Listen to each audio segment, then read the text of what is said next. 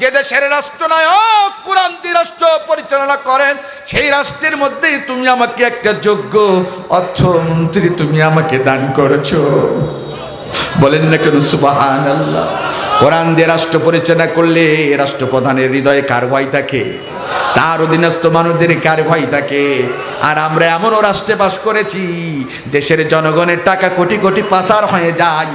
কত অর্থমন্ত্রীর দিকে প্রশ্ন করা হয়, এত হাজার টাকা পাচার হয়ে গেছে, আমাদেরকে ধমক দিয়ে স্টুপিড বলে থামিয়েও পর্যন্ত দেয়া হয়। কথা বলে ঠিক কিনা? এই সম্পদ তোমার একা নয়, এটা জনগণের সম্পদ। যারা জনগণের সম্পদ রক্ষণাবেক্ষণের দায়িত্ব পালন করতে পারে না, এদেরকে ক্ষমতায় থাকার অধিকার কেউ দেয় না। এদেরকে নতুন কাপড় কিনে দিতে পারি না। এবারের ঈদে তার মা একটা স্বপ্ন দেখেছে হৃদয়ের মধ্যে, তোমরা তো আমাকে মাস গেলে একটা স্যালারি দাও, মাইনে দাও, তা দিয়ে তো আমার সংসার চলে না।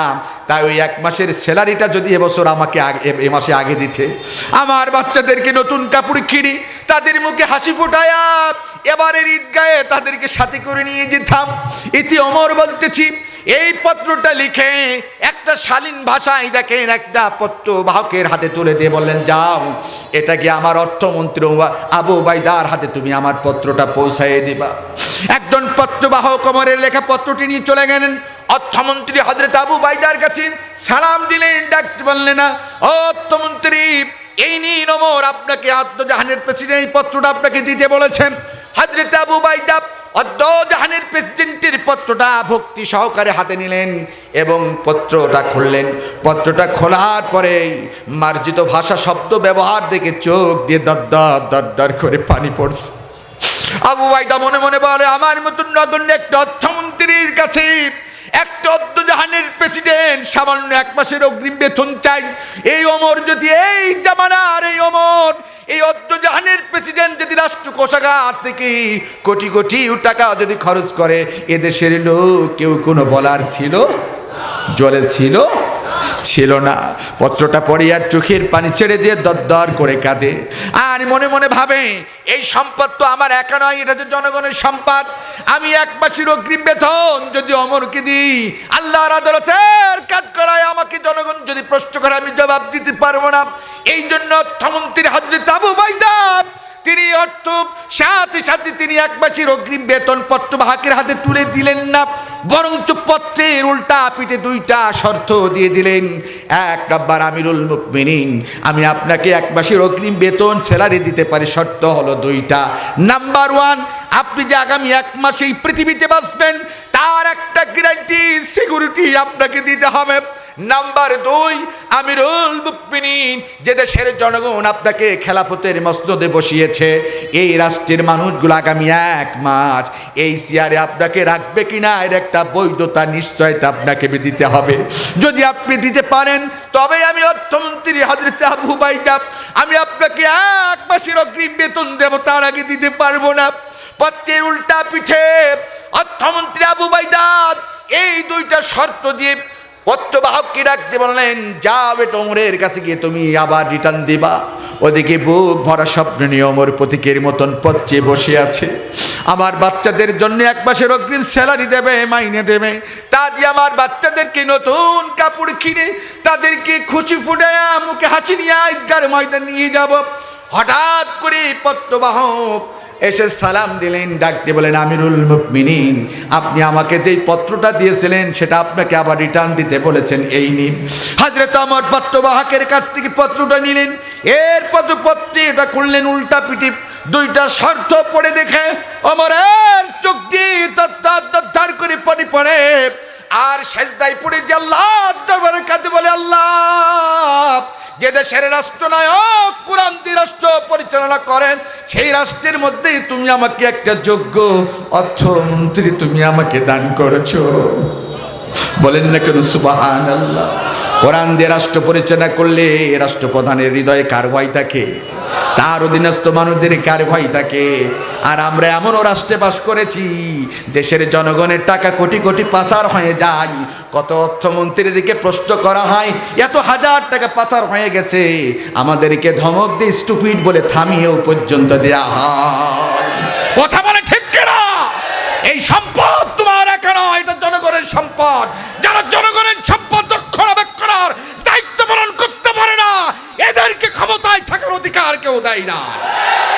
বলেন ঠিক যাব ঠিক? আজ আমাদেরকে এই কথাগুলো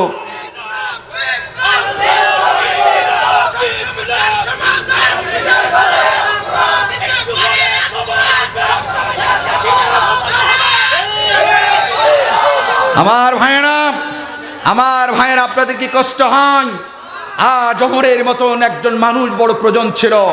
আজ যে ওমরের মতন মানুষ যদি এই বাংলার ভূখণ্ডে থাকতো, এদেশের ডাস্টবিন থেকে খাদ্য নিয়ে আমার দেশের মানুষদেরকে কাড়াকুড়ি করা লাগতো না। আমরা ঢাকাতে দেখেছি কত কুত্তার সাথে খাদ্য নিয়ে কত মানুষ কাড়াকুড়ি করে। যে দেশের মানুষ খোদার জন্য চিৎকার করে কাঁদে, যে দেশের মানুষ দুটো চালের জন্য রাস্তায় দিনের পর দিন রাতের পর রাত নেতাদের কাছে লাইন দেয়, এর একটাই কারণ ওমরের মতন রাষ্ট্রনায়ক না থাকার কারণে। কথা বলেন ঠিক কিনা? মুসলমান ভাইরা আমার, আজ ওমরের মতন রাষ্ট্রনায়ক বড় প্রয়োজন রয়েছে। যদি ওমরের মতন ওই ধরনের চরিত্রের মানুষ, চিন্তা চেতনার মানুষ যদি সমাজে থাকতো, এদেশের তেলগুলো চুরি করে, এদেশের চালগুলো চুরি করে কেউ খাটের নিচে লুকায় রাখতে, জোরে বলে রাখতে, এদেশের টাকা পাচার করে কানাডায় বাড়ি বানাতে পারতো না, বেগম পাড়া হতো না। কতক্ষণ ঠিক কিনা? জোরে বলেন ঠিক কিনা? যারা এই কাজগুলো করেছো, গরিব দুঃখী মানুষের অর্থ শোষণ করেছ, জনগণের সম্পদ লুণ্ঠন করেছ, এই দিন নয়, আরো দিন আছে। সেই দিন জবাব জাতির কাছে তোমাদেরকে দিতে হবে। কথা বলেন ঠিক কিনা? আল্লাহ ওদেরকে হেদায়েত দান করুক। সকলেই বলেন আর আমার সাবজেক্ট ছিল ইবাদত করতে হবে কার? মনে আছে কার? ওই আল্লাহর ইবাদতের মধ্যে বান্দার জীবনের প্রথম নাম্বার ইবাদত হবে কি? সেই নামাজ পড়তে হবে কয়ক্ত। আমরা কার জন্য নামাজ পড়ব? কয়ক্ত। কার জন্য? আরো জোরে বলেন আল্লাহ। কিন্তু আজ দেখা যায় নামাজিদের মধ্যে অনেক ভেজাল। এই জন্য তো আল্লাহ তাআলা একটা কোরআন আয়াত নাযিল করে বলেছেন ফাওয়াইলুল লিল মুসাল্লিন। আপনি কিছু বলবেন?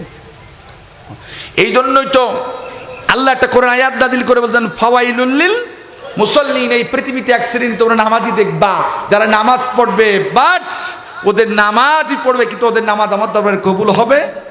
আছে না নাই?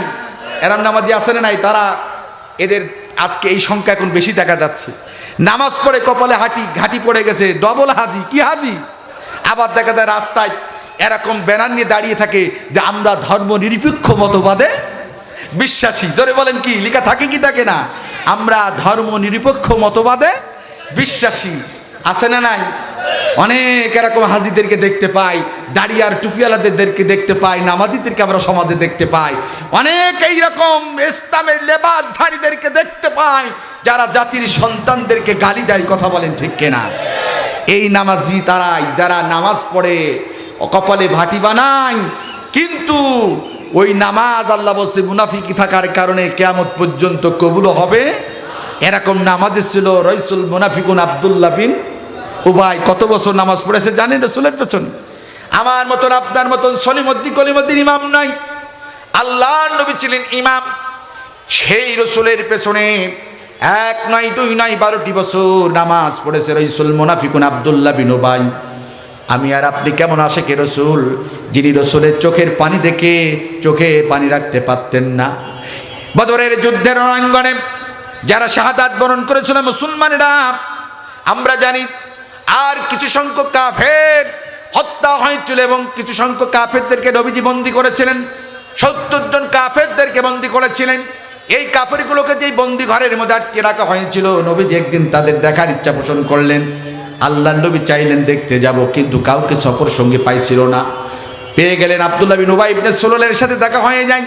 নবীজি তাকে সফরের সঙ্গী বানায়া প্রত্যেকটা বন্দী সারা যখন ঘুরে ঘুরে দেখতেছে, হঠাৎ করে তাকিয়ে দেখতে একটি বন্দী ঘরের মধ্যে একটা মোটা আকৃতির মানুষ, তার গা থেকে সব পোশাকগুলো খোলা হয়েছে। লোকটাকে খেজুরের রশি পাকায় এমন করে বাঁধা হয়েছে, লোকটা নড়াচড়া করতে পারে না। আমার হযরত ওমর ফারুক, হযরত রাসূল করিম সাল্লাল্লাহু আলাইহি সাল্লাম, এই মোটা আকৃতির মানুষ তাকে এমন করে ঘরের মধ্যে আটকে রাখা হয়েছে। খেজুর গাছ রশি পাকায়া, দড়ি পাকায়া তাকে বাঁধা হয়েছে। শরীর পেটে রক্ত বের হয়ে জমাট বেঁধে গেছে। নবীজি একটু কাছে দেখার জন্য ইচ্ছা পোষণ করলেন, কে এই ব্যক্তি? কাছে গিয়ে তাকিয়ে দেখে নবীজি সেটা আর কেউ নাই, সেটা ছিল রাসূলের চাচা ইবনে আব্বাস। রাসূলের চাচা ইবনে আব্বাস বদরের যুদ্ধের সময় কালেমা পড়ে মুসলমানিত্ব গ্রহণ করে নাই। এই দৃশ্য দেখে নবীজির চোখে পানি রাখতে পারি নাই।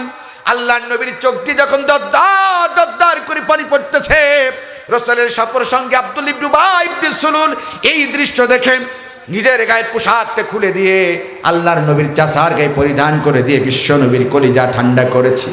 এত বড় আশেকে রসুল থাকার পরেও আল্লাহ তাআলা সেই ব্যক্তিকে দুনিয়ার মধ্যে রাসূল মুনাফিকুন হিসেবে জাতির কাছে পরিচিতি করাইছে।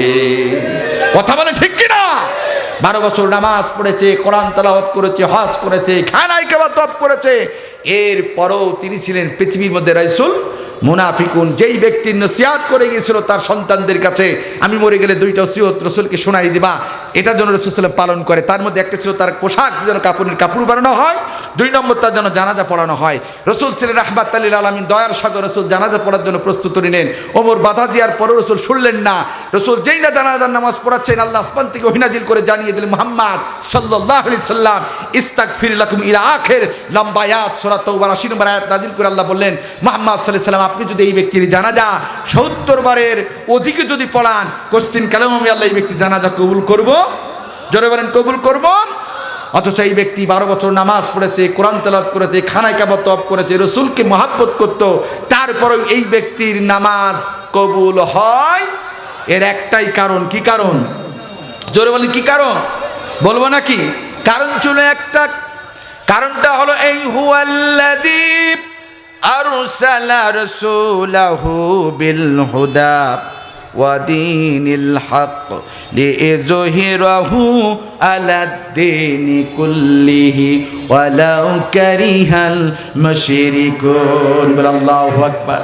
কারণ ছিল একটা, আল্লাহ তার নবীকে এই পৃথিবীর মধ্যে পাঠিয়েছিলেন মানব রচিত যত মতবাদ, যত আইন কানুন ছিল সবকে উল্টায়ে পাল্টায়ে দিয়ে আল্লাহ জমিন আল্লাহর দ্বীন কায়েমের জন্য, ইসলামী হুকুমত প্রতিষ্ঠিত করার জন্য, কোরআনের রাজ কায়েম করার জন্য আল্লাহ তার নবীকে পৃথিবীর মধ্যে পাঠিয়েছিলেন। কিন্তু আব্দুল্লাহ বিন উবাই ইবনে সুলুল নামাজ পড়বে, রোজা রাখবে, হজ করবে, যাকাত দেবে, সব করবে, কিন্তু মুহাম্মদ সাল্লাল্লাহু আলাইহি ওয়াসাল্লাম কোরআন দিয়ে বিচার করুক, ফায়সালা করুক, কোরআনের রাজ কায়েম করুক, এইটা মনে মনে সে চেয়েছিল। যার জন্য আল্লাহ তাআলা তার চরিত্র ওরা বিশ্বের মানুষদের কাছে উন্মুক্ত করে দিলেন। যারা এই সমাজে নামাজ পড়বে, রোজা রাখবে, হজ করবে, যাকাত দেওয়ার পরেও আল্লাহর জমিন আল্লাহর দ্বীন প্রতিষ্ঠা হোক, কোরআন দিয়ে রাষ্ট্র চলুক, পৌরসভা চলুক, উপজেলা চলুক, এমপিরা তাদের পার্লামেন্ট চালাক, এইটা যারা চাই না, ও যত বড় হাজি আর যত বড় নামাজি আর যত বড় লেবাসদারি হোক না কেন, ওটা মুসলমান নাই, ওটা হলো রাইসুল মুনাফিকুন আব্দুল্লাহ বিন উবাই ইবনে সুলুলের খালাতো মামাতো দুলাভাই। কথা কান ঠিকটা বেঠে? এরকম মানুষ আমাদের দেশে আছে নাই? এরকম হাজি আমাদের দেশে আছে না নাই? এরকম মৌলবি আমাদের দেশে আছে না নাই? এদের থেকে 100 হাত দূরে থাকবেন। ঠিকটা বেঠিক? আল্লাহ আমাদের সহি বুঝদান করুক। কোরআন পড়বেন, কোরআন অনুযায়ী জীবনটাকে পরিচালনা করবেন। আল্লাহ নামাজের কথা বলেছে, নামাজের প্রতি যত্নশীল হবেন। পরিশেষে বিদায় লগ্নে যত হুমকি ধামকি আসুক না কেন, মুসলমানের ঐক্যবদ্ধ হয়ে আল্লাহর দিন কায়েমের জন্য, আল্লাহর দিন বিজয়ের জন্য সব দুঃখ কষ্ট মেনে নিয়ে অবিচল অটল থাকবে। রাজি আছেন তো ইনশাআল্লাহ? জোরে বলেন রাজি আছেন? তাই তো একটা গানের কলিতি শেষ করে দিতে চাই। কেউ না করুক আমি করব কাজ, আল কোরআনের আহ্বানে দিন কায়েমের প্রয়োজনে, আল কোরআনের আহ্বানে দিন কায়েমের প্রয়োজনে নতুন করে আবার আমি শপথ নিলাম আজ। কেউ না করুক আমি করব কাজ, কেউ না করুক আমি করব কাজ। আমি হতাশ হব না, ভেঙে পড়ব না, ভয় করব না, দিনের কাজে ব্যস্ত রব পরম সকাল সাজ, দিনের কাজে ব্যস্ত রব পরম সকাল সাজ।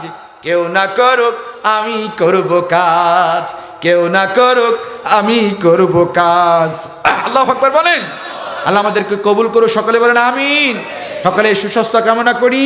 এই কমিটিকে ওয়েলকাম জানাই। বাংলাদেশের সত্যিকার অর্থে বলতি এই কক্সবাজার জেলার পেকুয়া পার্শ্ববর্তী থানা আর এই বাঁশখালী বাংলাদেশের মাহফিলের রাজধানী। ঠিক কিনা বলেন? অনেক কোরআনের কথা হয়, কোরআন মানে মানুষদের পদচারণার কারণে, এই জনপদে থাকার কারণেই কিন্তু এই কাজটা হয়। ঠিক তবে ঠিক আগে এক সময় আমরা দেখেছি যাত্রা সার্কাস পুতুল না শীত আসলেই হতো, ঠিক তবে ঠিক। আজ আমার দেশে কিছু বুদ্ধিজীবীদের গায়ে চুলকানি শুরু হয়ে গেছে, কোরআনের মাহফিল নিয়েও অনেকে চুলকায়, কাছে না নাই? আমরা বলি তোমরা চুলকাইতে থাকো, ঠিক তবে ঠিক, আমরা মলম লাগাই দেবো তোমাদেরকে, ঠিক কি না? ইসলাম 90% মুসলমানের দেশ, শাহজালালের পুণ্যভূমি, খানজাহানের পুণ্যভূমি, হাজী শরীয়তুল্লাহর পুণ্যভূমি। এদেশের কোরআন আছে, কোরআন থাকবে। এদেশের কোরআন মানা আছে, কোরআন মানা মানুষগুলো থাকবে। এদের কণ্ঠ কেউ রুখে দিতে পারবে? যারা এদেশের কোরআনের পাখিদেরকে কষ্ট দিয়েছে, তৌবা করো, ফিরে আসো। যারা কোরআন মানা মানুষদের নিয়ে বিরূপ মন্তব্য তৈরি করো, তৌবা করো, ফিরে আসো। নাইলে দুনিয়ার আদালতে তোমার বিচার যদি নাও হয়, আল্লাহর আদালতে তোমার বিচার হবে, কেউ ঠেকাতে পারবে? আমরা সেই বিচার আল্লাহর কাছে দিয়ে আমার অসমাপ্ত বক্তব্য, বিক্ষিপ্ত বক্তব্যগুলোর মধ্যে কেউ যদি কষ্ট পেয়ে থাকেন, আল্লাহর রাস্তায় মাফ করে দেবেন। আমি আপনাদের সন্তানের মতন, আমি আপনাদের ছোট ভাইয়ের মতন। আলেমদের দেশে কারো আপনাদের শত্রু নাই। আমরা চাই আমরা সবাই মিলে আল্লাহর জান্নাতে যেতে চাই, ঠিক কিনা বলেন? আলেমরা যত কথাই বলুক, সন্ত্রাসীদের বিরুদ্ধে কথা বলে, সন্ত্রাসী যারা করে তাদের গায়ে আগুন ধরবে কি ধরবে না? যারা মাদক সেবন করে, মাদক বিক্রি করে, আলেমরা যখন কোরআন হাদিসের আলোকে এই কথা বলে, মাদক বিক্রিদের কাছে আলেমুল আমাদের ভালো লাগবে? যারা দেশের জনগণের ম্যান্ডেট হরণ করে, পিয়ার দখল করে, এর বিরুদ্ধে যখন আলেমেরা বক্তব্য দেবে, এই চরিত্রের লোক যারা, তাদের কাছে আলেমদের আলেমরা ভালো লাগবে? ভালো লাগবে? তোমার ভালো লাগুক আর না লাগুক, জাতির শ্রেষ্ঠ সন্তানের হক কথা বলেই আল্লাহ তৌফিক দেন। সকলে বলেন আমিন। সকলে সুস্বাস্থ্য কামনা করে, দোয়া চেয়ে দোয়া নিয়ে আমি